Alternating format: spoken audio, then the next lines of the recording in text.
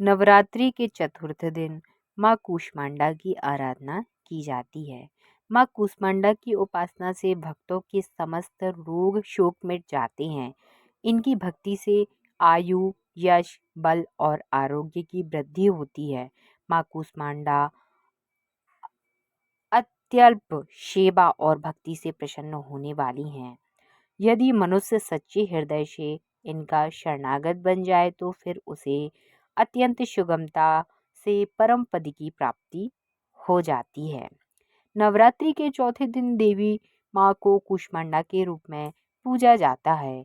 अपनी मंद हल्की हंसी के द्वारा अंडियानी ब्रह्मांड को उत्पन्न करने के कारण इस देवी को कूष्मांडा नाम से पुकारा जाता है।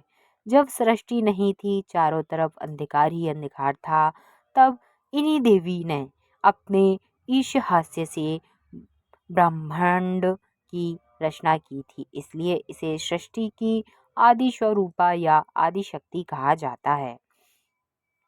गया है। इन देवी की 8 भुजाएं हैं, इसलिए ये अष्टभुजा कहलाईं।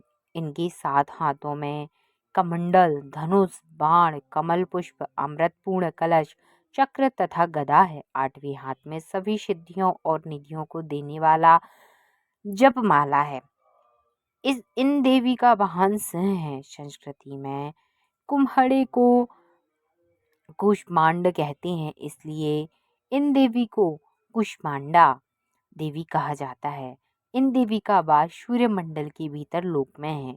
सूर्य लोक में रहने की शक्ति क्षमता केवल इन्हीं में है, इसलिए इनके शरीर की कांति और प्रभा सूर्य की भांति ही चमकीली है।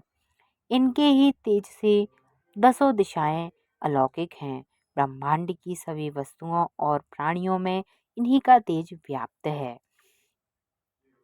नवरात्र मंदिर घर में रहते हुए माता के स्वरूपों के दर्शन कर सकते हैं आप।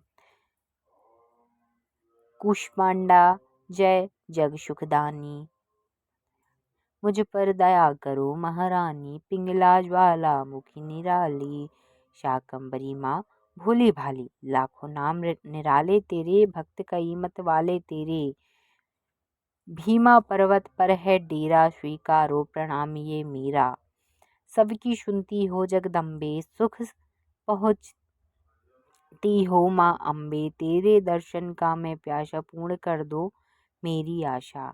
माँ के मन में ममता भारी, क्यों न सुनेगी अरज हमारी, तेरे दर पर किया है डेरा, दूर करो माँ संकट मेरा, मेरे कारज पूरे कर दो, मेरे तुम भंडार भर दो, तेरे दास तुझे ही ध्याए, भक्त तेरे दर शीश झुकाए।